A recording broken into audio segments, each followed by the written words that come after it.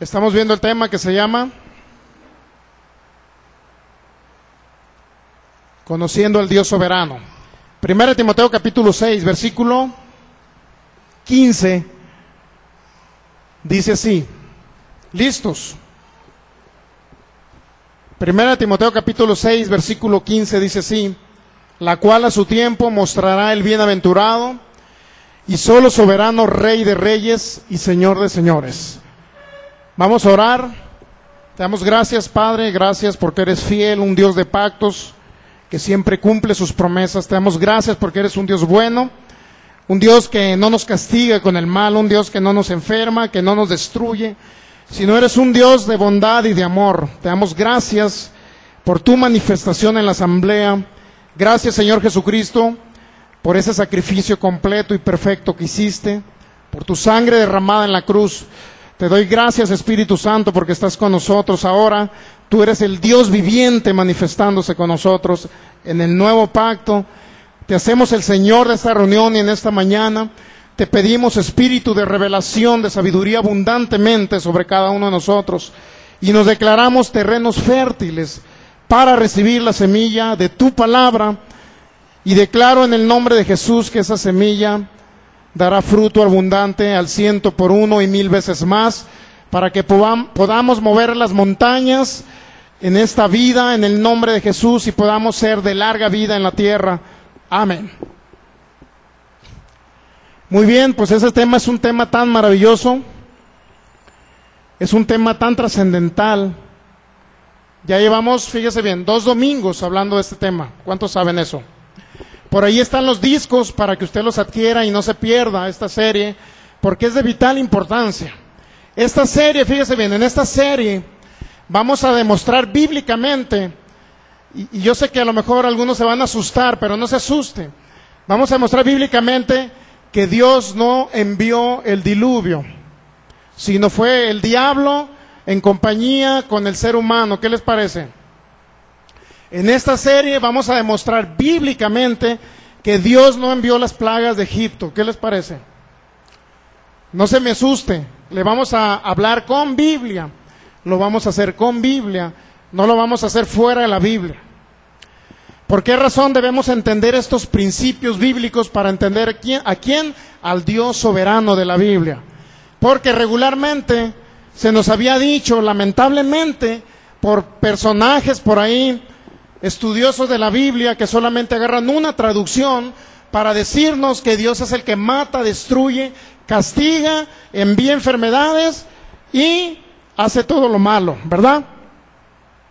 Sin embargo, cuando escudriñamos los manuscritos, nos vamos al hebreo, nos vamos al griego, tomamos diversas traducciones, podemos entender, podemos comprender realmente quién es Dios y demostrar bíblicamente que Dios es bueno y que Dios quiere lo mejor para la humanidad.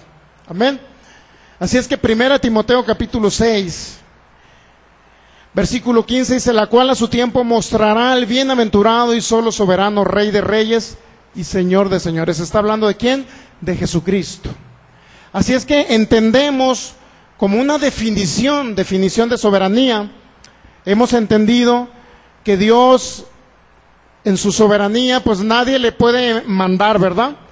Que es un Dios independiente, que nadie puede decirle qué es lo que haga o no haga, ¿verdad? Eso significa soberanía, significa independencia. También soberanía significa que Él es el todopoderoso, ¿verdad? Todos eso saben. Que no hay nada imposible para Él. Eso significa soberano. Soberano también significa que Dios toma decisiones. Dios toma decisiones importantes, pero Él mismo lo hace por su propia naturaleza. En pocas palabras, soberanía significa que a Dios nadie le manda, nadie le dijo qué hacer. Él fue independiente, Él fue el soberano para hacer lo que Él quiso, ¿verdad? Para hacer lo que Él quiso. Por ahí demostramos en los discos anteriores, demostramos bíblicamente más o menos historia de los manuscritos para que entendieran de dónde venía cada extracto de manuscritos, para entender cada traducción o cada versión al español. Vimos también que Dios en su soberanía, fíjese, en su soberanía Él decidió primero enviar a Jesús. O sea, Él venir a encarnarse, en pocas palabras, porque Jesús es Dios manifestado en carne. ¿Para qué? ¿Para qué en su soberanía vino Jesús? Para, en primer lugar, salvarnos, ¿verdad? Morir por nosotros, quitar la naturaleza de pecado que había en todos nosotros. Segundo, vino Jesús también ¿para qué? Para que por su llaga fueran ustedes sanados. Vino Jesús también ¿para qué? Para Él hacerse pobre y usted fuera enriquecido, así dice 2 Corintios 8:9. Tuvo muchas funciones la venida del Mesías. La venida del Mesías fue ¿para qué? Para bendecirnos a todos. Imagínense, de repente Dios dice, bueno, voy a ir, me voy a encarnar, me voy a hacer como uno de vosotros, voy a morir por ellos y voy a llevar la enfermedad, voy a llevar la pobreza, voy a llevar todas las maldiciones de la ley, voy a llevar todo el pecado de la humanidad. Inclusive dice que la enfermedad Él la trasladó a lo profundo del mar, dice Miqueas capítulo 7, incluyendo con Deuteronomio capítulo 30, versículo por ahí el 3, el 15. Dice que Él cruzó el mar por nosotros en sustitución. Ahora imagínense un Dios que viene y lleva la enfermedad de Él. En sus llagas, dice, por su llaga fuimos sanados. A Él se le cargó la enfermedad. De repente, imagínense ese Dios soberano. De repente nos sana por medio de Jesús, pero de repente, actualmente nos envía una enfermedad. Dice, es que Dios es soberano y nadie le puede decir nada. Si Dios me tiene enfermo es con un propósito, no sé cuál, pero Dios me quiere así enfermo. Eso es lo que dicen tradicionalmente. Pero imagínense, entonces tenemos un Dios que es con personalidad múltiple. Tenemos un Dios a lo mejor, ¿cómo se dice la enfermedad esa del bipolar? Que de repente anda de buenas y de repente anda de malas. De repente mandó a Jesús para que nos sanara a todos. Y de repente, pues no, cambió de opinión. Ahora no los voy a sanar. Ahora les voy a mandar una enfermedad. Imagínense un Dios así. Por eso el cristianismo regularmente no ha tenido fe. Porque ha tenido un Dios bipolar que de repente los quiere sanos y de repente los quiere enfermos. Y no hay fe en los hijos de Dios. No adquieren nada de fe. Bueno, vamos a demostrar, como le digo, bíblicamente muchos casos de la Biblia donde se le echó la culpa a nuestro Padre Celestial de ser el causante de esas tragedias. De tal forma que Dios se ha dicho también, regularmente en las noticias aparece como hechos o actos de Dios cuando por ahí vino el tsunami por allá en Asia, o vino el terremoto por allá en el Medio Oriente, o vino el terremoto acá a Haití y los destruyó todos. Y dice, bueno, fue Dios. ¿Qué hizo Dios? Bueno, es que Dios los castigó, dice la gente. Pero imagínense un Dios que de repente está destruyendo y matando gente. La pregunta es, ¿tenemos un Dios asesino? ¿Verdad que no? Imagínense creyendo que tenemos un Dios asesino, pues entonces ¿para qué queremos al diablo? Como dijo un hermano allá. Si Dios es el que nos mata y nos destruye, entonces ¿para qué sirve el diablo? Me explico. Pero créalo que ni el mismo diablo puede tocar su vida. Ni el mismo diablo. Fíjese bien. Muy bien, vamos a continuar. Vamos a ver Deuteronomio 30, versículo 19. Dios nos da libre albedrío. Y eso lo vamos a demostrar bíblicamente. Deuteronomio capítulo 30, versículo... Por ahí está en el Pentateuco, en los primeros 5 libros de la Biblia, Deuteronomio capítulo 30, versículo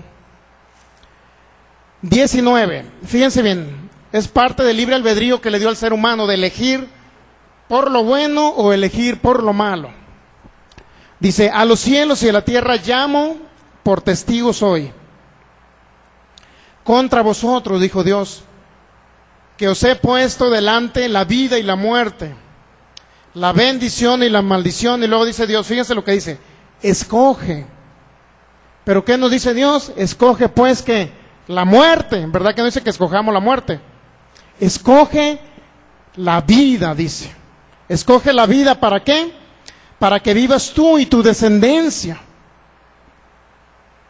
¿Para qué dice Dios que escojamos la vida? Para que vivamos nosotros y nuestra descendencia.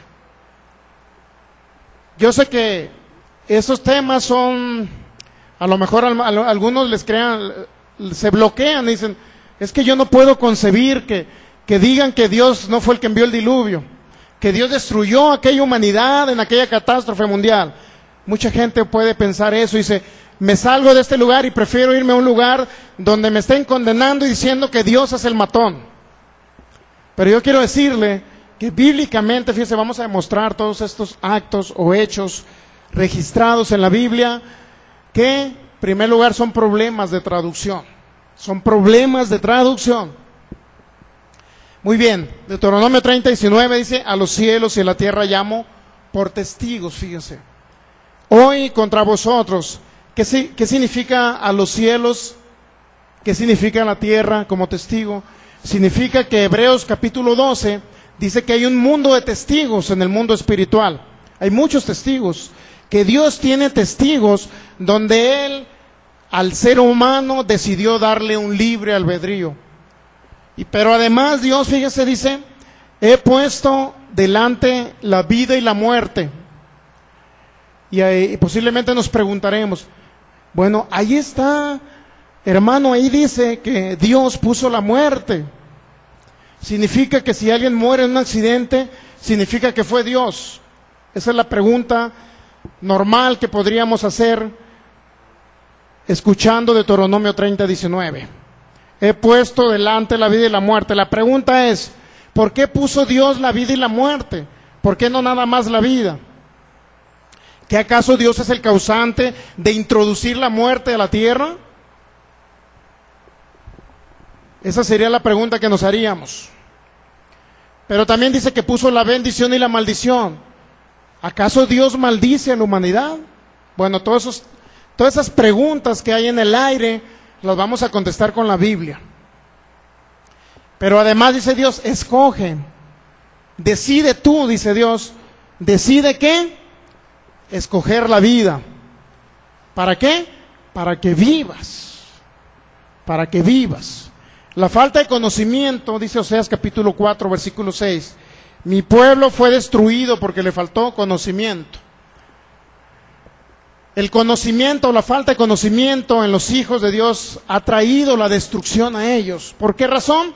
Porque cuando viene una enfermedad, fíjense, cuando viene una enfermedad de parte del diablo, un dardo del enemigo, de las tinieblas, viene una enfermedad, y luego el Hijo de Dios ha dicho, bueno, es que Dios me tiene así, yo creo, no sé por qué Dios me quiere con esa enfermedad, pero yo la acepto porque viene de parte de Dios. Imagínense, en lugar de reprender la enfermedad para que se vaya a sus cuerpos, ellos dicen que aceptan la enfermedad porque viene de Dios. Porque Él en su soberanía decidió enfermarme, dice la gente. Pero fíjese bien, soberanía no significa que tenemos un Dios caprichoso. Soberanía no significa que Dios hace lo que quiere, cuando quiere y como Él quiere. Es decir, si me quiere destruir a un hijo, Él lo va a hacer porque Él quiere. No. Soberanía va siempre relacionada a los atributos de Dios. Por ejemplo, Dios es santo. Santo significa apartado, pero también santo o santificado significa que es una persona que no hace mal. Si Dios es santo, y Dios nos dijo en Éxodo 20, no matarás, ¿verdad? ¿Cuántos saben eso de Éxodo 20? No matarás, dice Dios, ¿verdad? No matarás. Vamos a Éxodo 20, ¿qué les parece? Vamos a Éxodo capítulo 20. Pero antes de Éxodo, vámonos a 1 Pedro 1:15. 1 Pedro 1:15. Aquí le vamos a dar un paseo por toda la Biblia, acuérdese. 1 Pedro 1:15 dice así, fíjese. ¿Ya lo tenemos ahí? Sino como aquel, dice, que os ha llamado es santo, sed también vosotros santos en toda vuestra conversación, dice esa Biblia.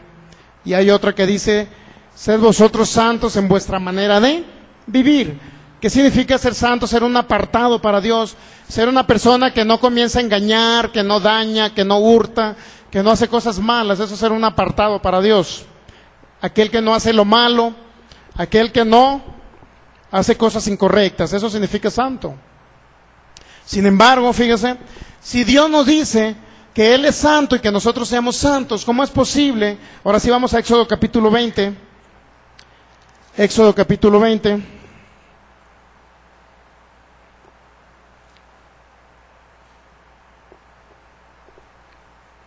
Éxodo capítulo 20, versículo. Estamos hablando aquí de los mandamientos de Dios. Versículo 13 dice así, fíjese bien.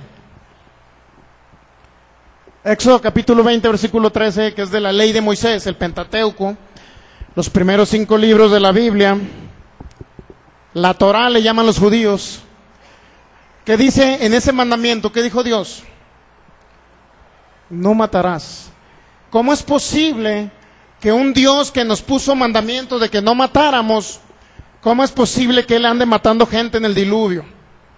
Como dicen algunos. ¿Cómo es posible que un Dios que nos dijo que no matáramos, cómo es posible que haya destruido a los de Sodoma? ¿Cómo es posible que un Dios que dijo que no matarás, cómo es posible que a una familia cristiana de la época de la década pasada haya dicho que Dios le mató a toda su familia en un accidente? Si Dios dijo no matarás, ¿por qué Él sí mata? Es una gran interrogante que se hace a la persona que desconocen la palabra de Dios. Porque han agarrado solamente Reina Valera 60 y ellos dicen, esta es mi Biblia, la buena, la verdadera, y otros se pelean por la otra Biblia de Jerusalén, y otros se pelean por la Nácar Colunga, y no entienden que los manuscritos están en hebreo, arameo, Viejo Testamento, griego, Nuevo Testamento. ¿Por qué echarle la culpa a Dios por lo que dijo un traductor? ¿Verdad que un Dios que te dijo que no mates, cómo Él va? O sea, ni siquiera Dios me predica con el ejemplo. Digo, si a esas vamos, ¿verdad? Entonces Dios, yo creo que no.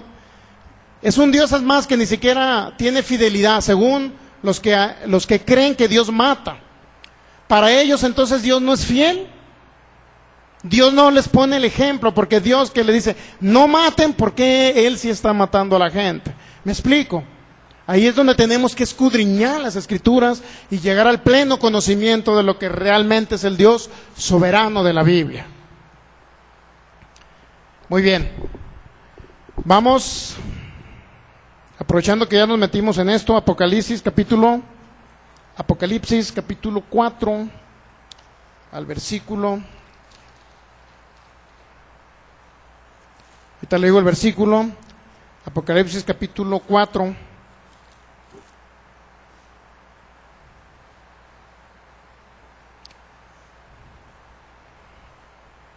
Al 16, es el 16. Fíjese, en versículo 5, Apocalipsis 16, 5, dice así: por cuanto derramaron la sangre, y oí al ángel de las aguas que decía, esto está hablando de escatología ya, pero fíjese lo que dice un ángel, y oí al ángel de las aguas, dice el apóstol Juan, que decía, justo eres tú, oh Señor. Eso está ya en Apocalipsis, eventos posteriores a la época actual. Y oí al ángel de las aguas que decía, justo eres tú. Fíjense, un ángel declarando a Dios justo. Pero también dice, oh Señor, que eres y que eras el santo. El santo, dice, porque has juzgado estas cosas. Si un ángel, fíjense, un ángel diciendo que Dios es justo, ¿qué significa justo? Que no es un Dios injusto. ¿Estamos de acuerdo? Injusto sería que Dios se quisiera llevar a un familiar mío porque se lo quiso llevar, porque lo ocupaba ya en el cielo, porque necesitaba una florecita ya muy bonita para que lo adorara día y noche. Ese es el consuelo que dice la gente cuando se muere a corta edad. En las funerarias, lo primero que dicen es, bueno, pues Dios sabrá por qué se llevó a mi familia. Dios sabrá por qué lo hizo. Allá en sus designios, nadie le puede decir al Señor por qué lo hace. Porque Él es soberano y a quien quiere se lleva y a quien quiere lo deja en la tierra. Eso denota falta de conocimiento. ¿Estamos de acuerdo? En las Escrituras. Si Dios dice un mismo ángel que Dios es justo, significa que en Él no hay injusticia. No tiene por qué dejar Dios familias llorando aquí en la tierra. ¿Me explico? Imagínense, porque cuando se va un ser querido, ¿verdad que lloramos? ¿Verdad que sufrimos? Ahora imagínense un Dios que no nada más es un Dios malo, sino también es, ¿cómo se llama? Masoquista, no sé cómo le llaman esas palabras, ¿no? Que le gusta ver el sufrimiento de sus hijos. Ese es el Dios que la tradición regularmente nos ha dado a conocer. Pero Dios no es injusto, créanlo que Dios es justo. Dios, cuando la Biblia dice que Dios castiga al que ama, está diciendo que Dios instruye, porque la palabra castigar en Proverbios capítulo 3, versículo 11 y 12, significa o se traduce también del hebreo al español como instruir, castigar, pero también lo traduce como adoctrinar, ¿qué más? Disciplinar. ¿Con qué nos disciplina Dios? Con su palabra. Dios no nos va a disciplinar con una enfermedad, créanlo que no. Sin embargo, por ahí hay muchos lugares, como le digo, lamentablemente aquí en Guadalajara los hay, congregaciones de 3,000, 5,000 personas, multitudes creyendo en un Dios soberano, arbitrario, asesino y destructor. Y eso lo enseñan, créanlo que lo enseñan. Hay lugares donde dicen, voy a omitir el nombre de los pastores por respeto, pero hay lugares donde les dicen, si tú estás con un cáncer, significa que Dios te está moldeando a su imagen. Congregación de 3,000 personas, con una alabanza esplendorosa, diciendo que si alguien está enfermo de cáncer, Dios lo está haciendo a su imagen. La pregunta es, ¿la imagen de Dios qué es? ¿Enfermedad? Y se los voy a leer, hasta les voy a dar la página para que vean que es verdad lo que les estoy diciendo. Que cuando alguien está enfermo o pasando por un sufrimiento de pobreza o por la enfermedad de un hijo, es porque Dios tiene un propósito especial para esa familia. Y Dios los está moldeando y lo está haciendo más a su imagen. Imagínense, entonces si con una enfermedad no vamos a hacer imagen de Dios, significa que Dios está enfermo. ¿Sí o no? Y no es lógica, es Biblia, ¿me explico? Entonces lamentablemente así está el pueblo de Dios. ¿Qué le vamos a hacer? Pero para eso aparecimos, para deshacer las obras del diablo, para deshacer las mentiras que se han dicho por bastantes décadas, por bastantes siglos, respecto a lo que Dios es. Muy bien, vamos a... Ya nos dimos cuenta, ¿verdad? Que si Dios dice no mates, significa que Él no mata, ¿verdad? ¿Sí o no? Analógicamente hablando. Si Él te dice no matarás, significa que Él no mata. ¿Estamos de acuerdo? ¿O será que Dios es una persona que no pone por obra lo que dice? Bueno, en eso creen en muchos lugares, ¿eh? Muy bien, vamos a seguir. Salmo 115, versículo 3. Estamos viendo o conociendo al Dios soberano de la Biblia. Salmo 115, versículo 3. Fíjese bien. Nuestro Dios está en los cielos. Y luego dice, todo lo que quiso ha hecho. Eso es un Dios soberano. Todo lo que quiso ha hecho. Pero la pregunta es, ¿qué fue lo que quiso Dios hacer? Se lo voy a hablar, le voy a decir este texto en otras traducciones. Si gusta anotar, hay una Biblia que se llama Dios habla hoy, Reina Valera Gómez y la Biblia del Oso. Hay una Biblia también que se llama Stendhal, versión moderna y Palabra de Dios para Todos. Todas estas Biblias traducen el Salmo 115, versículo 3. Dios hace todo lo que le viene en gana. Imagínense lo que dice, Dios hace todo lo que le viene en gana. Y de ahí se han agarrado muchos para decir Pues que si Dios en este momento me sanó, un ejemplo, no un milagro creativo, por ejemplo, alguien viene enfermo de cáncer y lo sanó. Ya se hizo el diagnóstico médico y ya apareció en ese diagnóstico que Dios ya lo sanó. Porque sí vimos un caso en Los Mochis, un caso de un señor ya de 60 años, oramos por él, se hizo los análisis y le salieron en blanco los análisis, es decir, ya no tenía cáncer. De repente el médico se sorprendió y dijo, oye, ¿qué pasó aquí? Si tenías células cancerosas ahí no sé si en el páncreas o en el hígado, y de repente desaparecieron. En Culiacán también un niño de 12 años, oramos por él, como a las 12 del día, a las 3 de la tarde le hicieron el ultrasonido, tenía unos quistes cancerosos, le hicieron el ultrasonido a las 3 de la tarde y le salieron los quistes.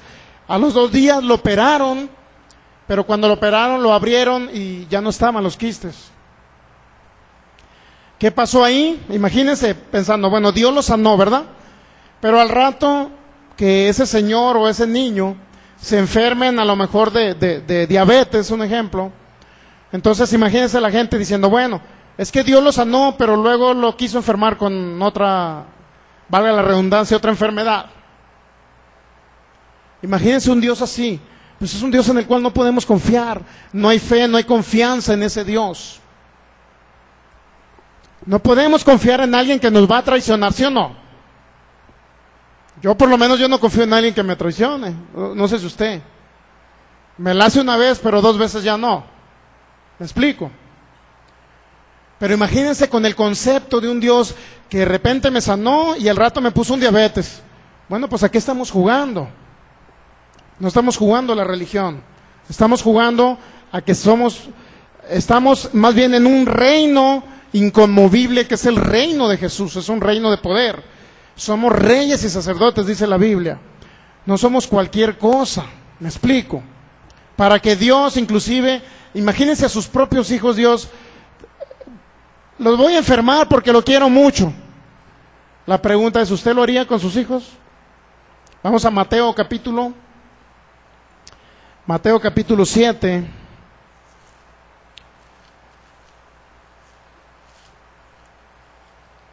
Dice así.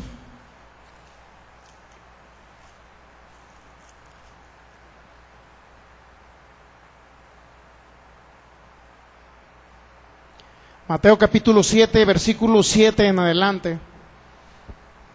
Del 7 al 11. ¿Ya lo tiene?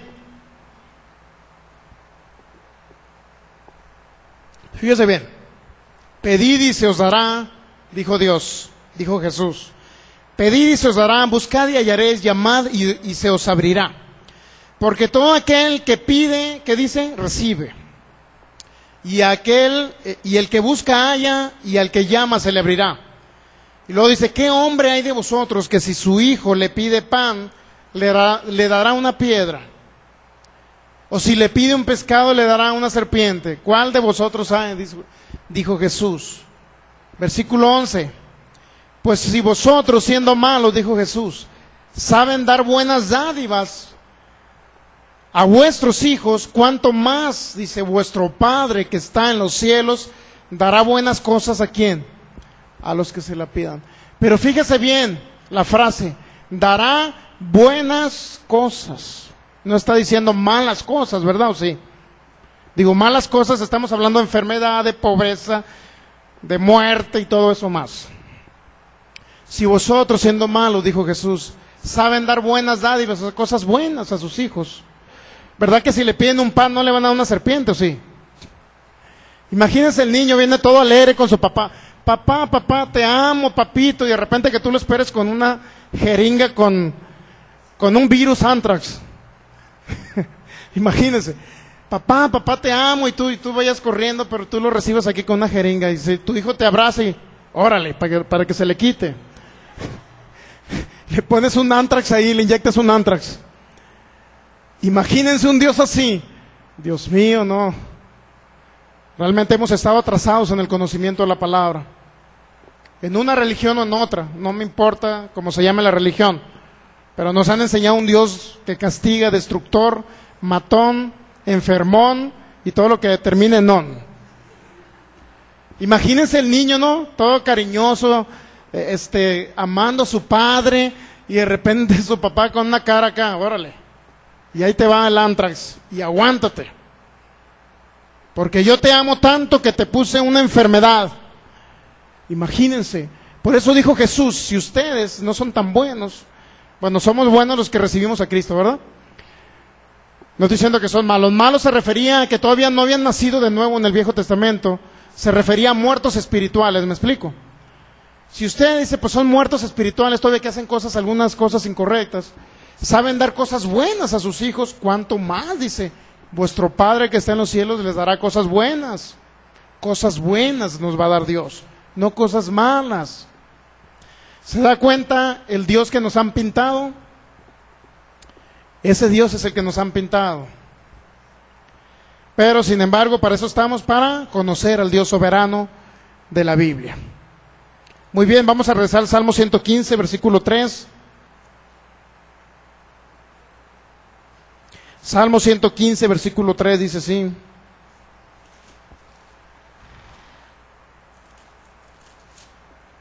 Nuestro Dios está en los cielos, todo lo que quiso ha hecho. Traduce la Reina Valera 60.